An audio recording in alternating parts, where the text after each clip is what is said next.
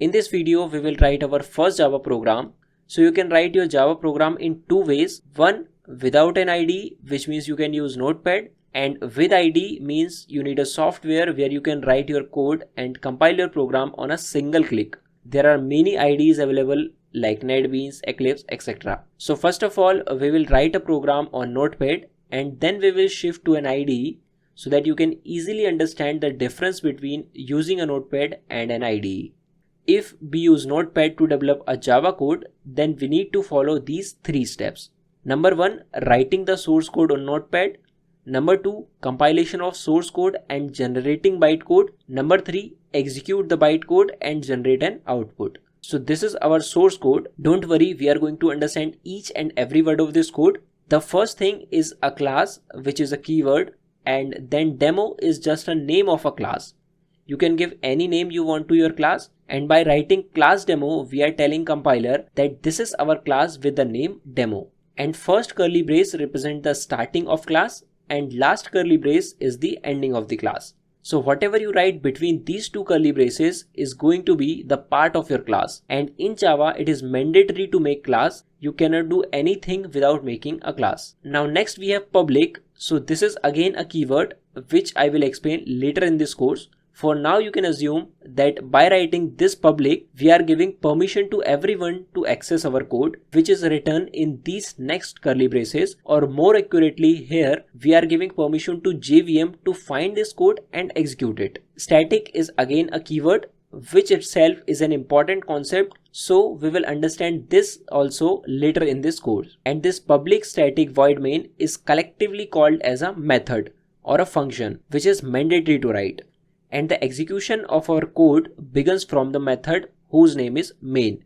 And whatever we have written here should be written exactly same to avoid the errors. Now let us understand what is void. So as we have understood, this public static void main is a method in our class, and every method or function has a return type, which basically shows what kind of value this method is going to return.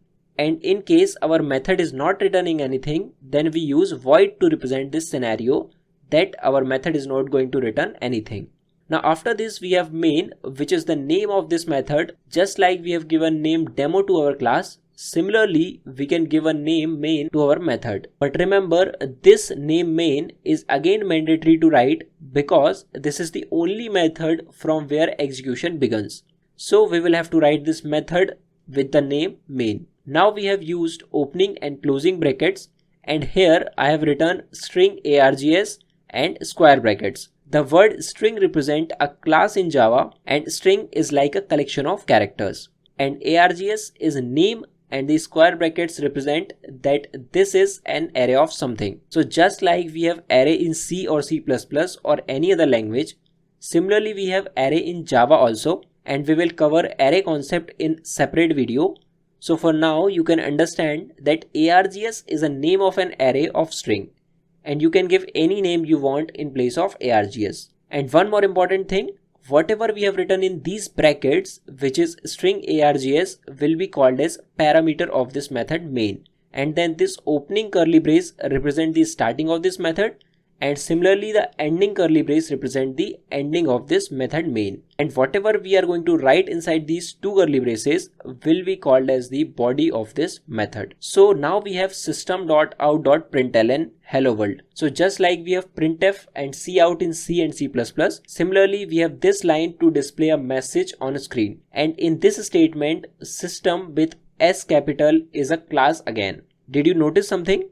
In our code we have three classes, which are demo, string and system, and all these three words has their first letter capital. So all the Java classes has their first letter capital, and it is advisable to keep the first letter capital if you create your own class in Java. Now this println is a method in a predefined class whose name is printstream, and out is a reference of that class.